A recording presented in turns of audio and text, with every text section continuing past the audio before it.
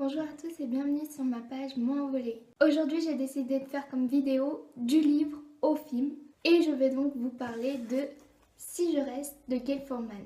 Donc c'est sorti il y a assez longtemps, enfin pour le livre en 2009 et pour le film en 2014, donc ça date un peu, mais bon ça reste quand même d'actualité. C'est pour ça que j'ai décidé de vous parler de ce livre aujourd'hui et de ce film et j'espère que cette vidéo vous plaira. Donc on commence tout de suite. Alors, le livre. Donc, le livre s'appelle aussi Si je reste. Il a été écrit par Gail Forman en 2009. Donc, celui-ci, c'est des éditions Pocket Jeunesse.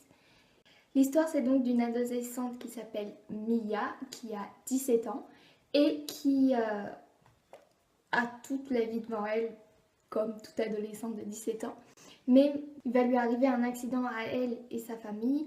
Elle va donc se retrouver dans le coma. Mais l'originalité de cette histoire, c'est qu'elle pourra tout voir, tout entendre.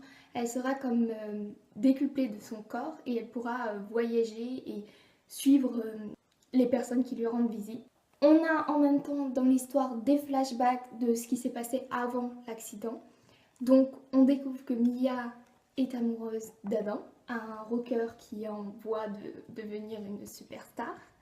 Que cette dernière est aussi une excellente violoncelliste et elle a postulé pour une grande école qui s'appelle la Juilliard School et elle attend la réponse de cette école. Elle a une meilleure amie qui s'appelle Kim.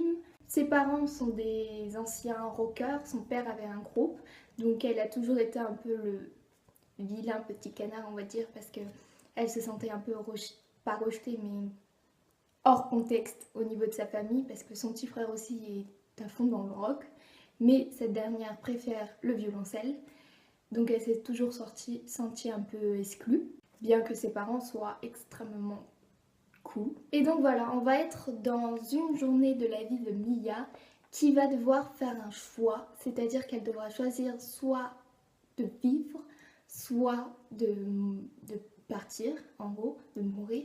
Et toute cette journée sera place à des souvenirs, à beaucoup d'émotions aussi, et de suspense en même temps.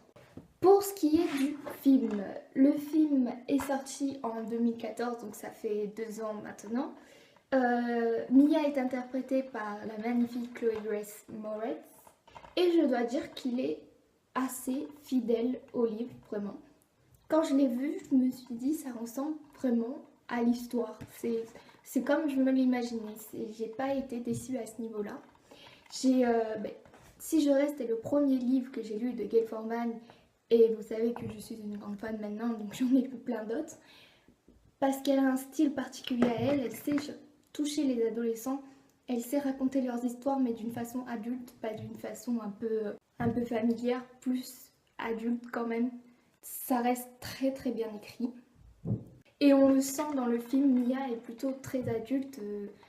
Elle sait ce qu'elle veut, elle sait où elle veut aller. Donc pour cette adaptation, je mettrai les deux au même niveau vraiment parce que j'ai tout autant adoré le livre, être dans les pensées de Mia ou suivre sa vie en film.